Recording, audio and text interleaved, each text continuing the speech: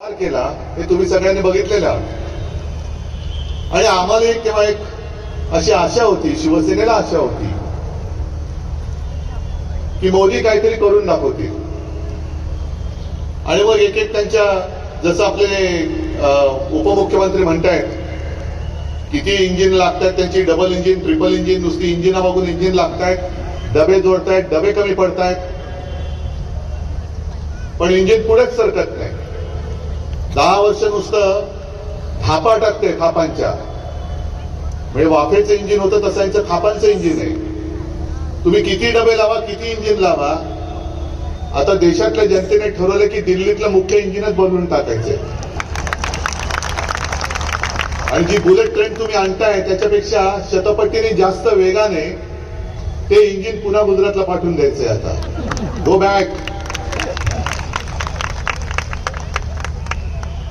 कालच या मतदारसंघात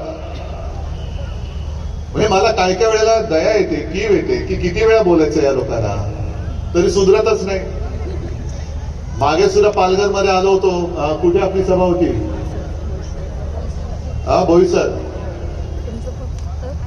त्याच्या आदल्या दिवशी हेच काल आले होते ना भारतीय जनता पक्षाचे नेते बेअकली, तेच परत आले होते. मी बेअकली एवढ्यासाठी म्हणालो कारण मी माझ्या सभेत बोललो होतो की यापुढे जो शिवसेनेला नकली म्हणेल तो बेअकली आहे. त्याच्यामुळे काल ते बोलले म्हणजे ते बेअकली आहे. आणि ज्याला अक्कल असते त्याला